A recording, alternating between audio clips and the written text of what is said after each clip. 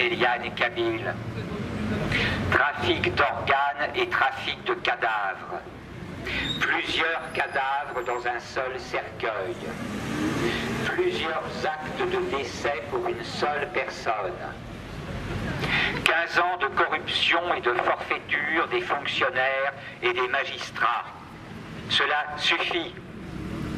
Citoyens, venez vous informer de la réalité des trafics d'organes en hôpitaux publics. Venez vous informer des forfaitures et corruptions judiciaires.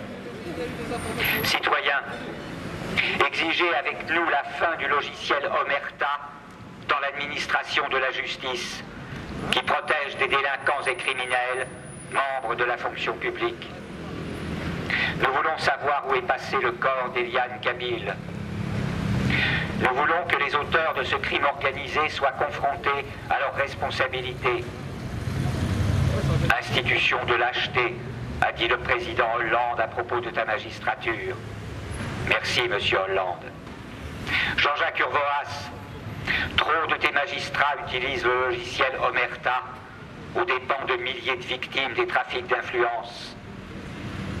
Monsieur le ministre, nous viendrons manifester autant de fois que nécessaire, chaque mardi, jusqu'à ce que toi, citoyen Jean-Jacques Urvoas, tu assumes de sortir de ton bureau et d'entendre, en osant nous regarder dans les yeux, ce que nous avons à te dire. Nous sommes donc autour de la place Vendôme et ça fait donc actuellement donc plusieurs semaines, plusieurs mardis que nous sommes présents pour manifester contre l'injustice qui frappe le dossier donc Eliane Kabyl. Et aujourd'hui, donc après donc maintes manifestations, nous avons eu la chance d'avoir donc le soutien d'Anonymous.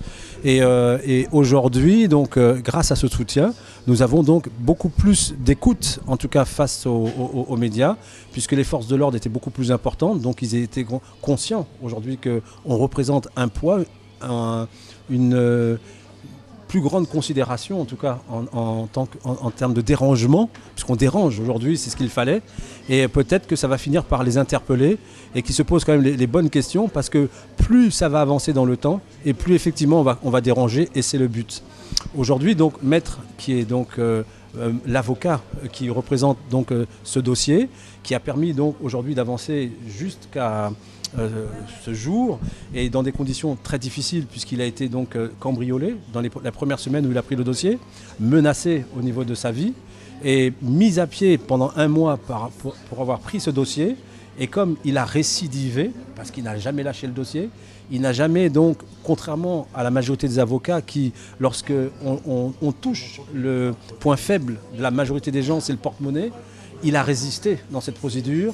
Il a donc subi 1 an de mise à pied, 1 an sans devoir travailler, mais aujourd'hui il est là, debout, en pleine forme, et oui, c'est important, et il est toujours présent dans le dossier, et donc il nous représente, et je suis donc très fier en tout cas pour cette partie, et je le laisse donc intervenir sur sa position aujourd'hui après avoir pris de bonnes forces, et nous allons donc toujours donc continuer ce combat, et on ne l'a jamais lâché non plus.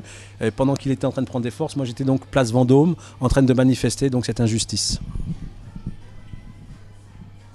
Donc à vous, Maître. D'abord merci de je dis à la presse, de manière générale, puisqu'elle a toujours manqué.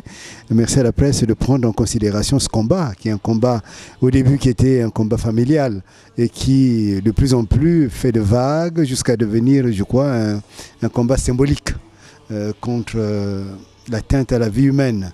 Nous sommes dans une société où il y a plus ce qu'on appelait dans le temps, quand nous apprenions le droit, on parlait de l'indisponibilité du corps. C'est-à-dire que le corps ne peut pas se vendre, le corps ne peut pas être trafiqué, ainsi de suite. Et tout cela est devenu maintenant une sorte de parole vaine. Mais il faut revenir à cette réalité que le corps est précieux, le corps est sacré. Et quand j'ai pris le dossier de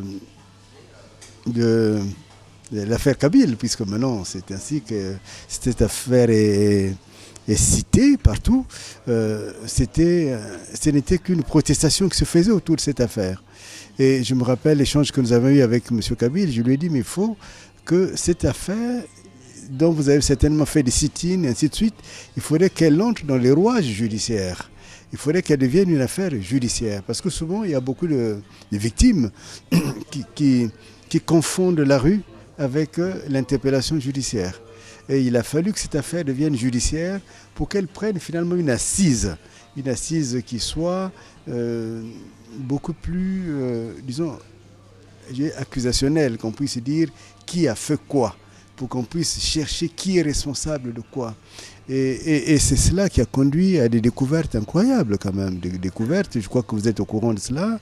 Madame Kabyle a eu 3 actes de décès et je crois que nous sommes dans un pays, comme on dit, civilisé. Nous ne sommes plus dans ce qu'on appelle les républiques bananières où on peut faire les actes de décès comme on veut. Si chacun de nous, on devait avoir 3 actes de décès, 3 actes de naissance, ainsi de suite, et je crois que c'est ce qu'on appelle la perturbation de l'ordre public. Et ça s'est pas arrêté là. Nous avons constaté également que le registre de base, en fait, qui est géré normalement par le procureur, a été raturé pratiquement à la main, en mettant annulé. Et tout cela, ce sont des traces d'une sorte de double comptabilité sur les morts. Cet hôpital, je crois, qui est connu maintenant, ce n'est plus un secret pour personne. Ce n'est pas l'hôpital qui est incriminé, mais les pratiques qui se font autour des corps des individus, c'est une pratique, je crois, qu'il faudrait que la France puisse, je dirais, expulser de son système de fonctionnement, y compris au niveau politique. Parce que la France, c'est quand même un pays que nous respectons tous. C'est un pays qui a monté à un niveau incroyable la conception de la valeur humaine. Mais il ne faudrait pas qu'il y ait seulement des sortes de, je dirais, de d'énoncer des principes et que la réalité elle-même soit une réalité nauséeuse, une réalité qui n'a pas véritablement le respect de l'homme. Et moi je suis étonné qu'une affaire comme celle-ci, depuis 15 ans, plus de 15 ans même, on cherche à ce que la vérité ne sorte pas, alors que les faits que nous avons relevés, tout ce que nous mettons en lumière, quand on voit un procureur qui, quand on lui dit, le procureur lui dit, mais voilà, il y a 3 actes de décès, il y a le registre qui a été raturé, il y a les dates de l'autopsie qui ne sont pas elles-mêmes concordantes, au lieu simplement, alors que lui, en tant que procureur, le parquet a ce qu'on peut appeler une sorte d'obligation, c'est lui qui surveille notre ordre public. Et quand l'ordre public est perturbé à ce point grave, très grave, qu'est-ce que j'entends de la part du parquet? C'est de venir dire, monsieur, vous devez payer 10 000 euros, je crois, 10 000 euros, parce que vous avez fait une sorte de diffamation. Nous sommes là dans des abus de droit qu'il faudrait arriver vraiment à arrêter. L'affaire Kabyle est une affaire symbolique. C'est une affaire qui a besoin d'être connue. C'est l'affaire, je dirais, la plus dangereuse qui puisse exister, peut-être même au niveau de la justice. Parce que ça signifie quoi? C'est que vous, comme moi, chacun de nous, nous sommes menacés. Nous sommes menacés. C'est-à-dire que vous êtes, vous qui êtes en train de m'interviewer, pour les gens qui font leur trafic, vous êtes une sorte de supermarché.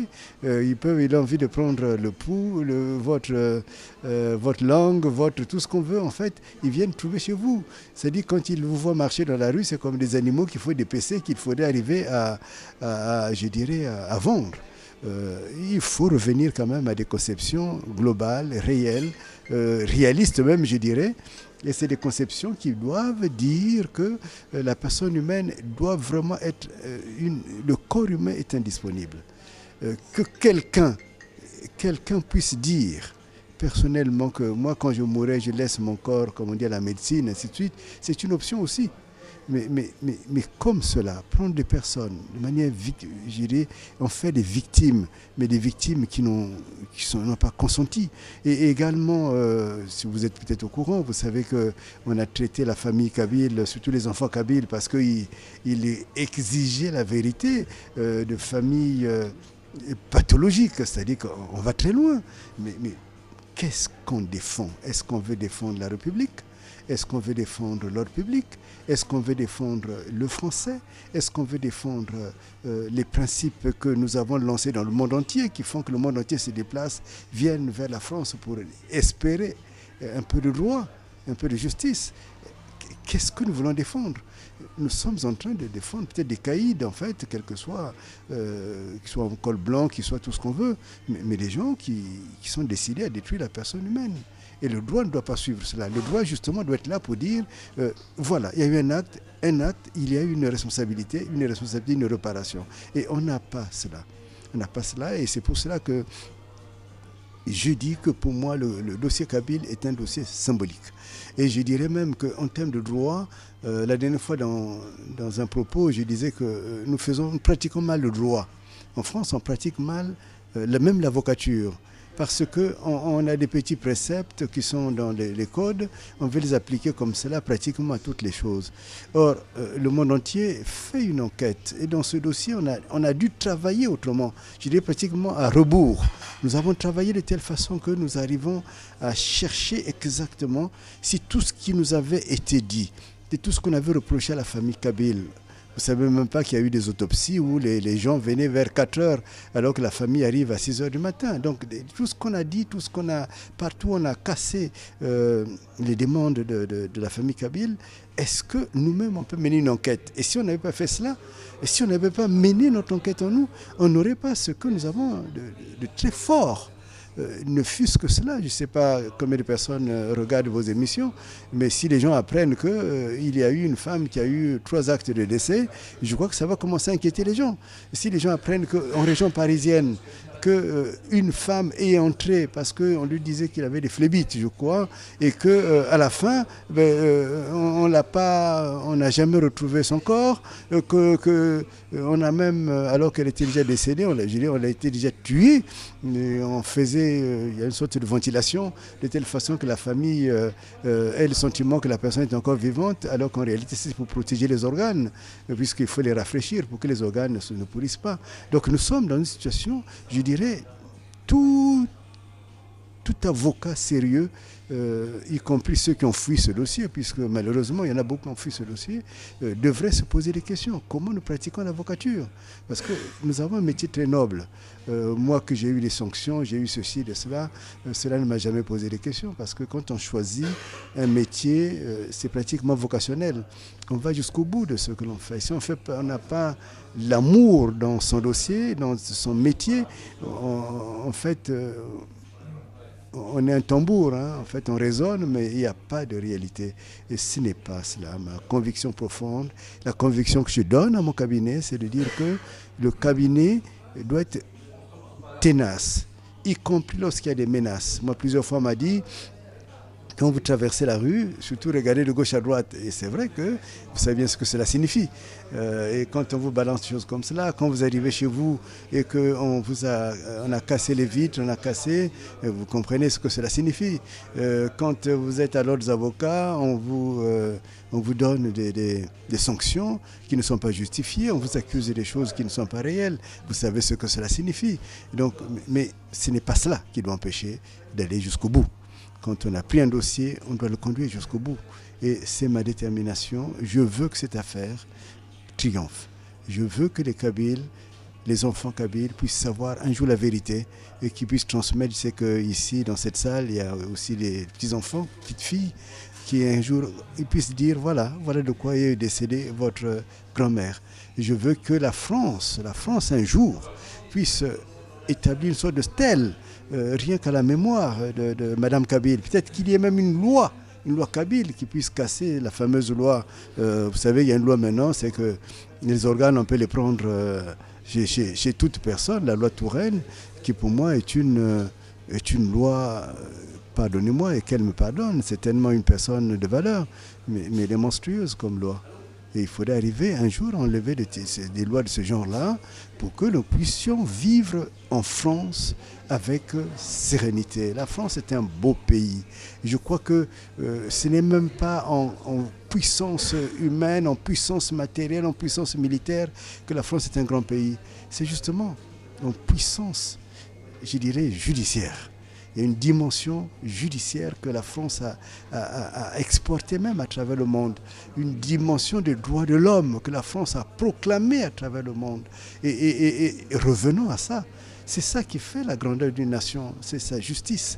Et si on arrive à revenir à cela, on se rendra compte que ceux qui font ces trafics-là, je dirais, c'est des personnes pitoyables.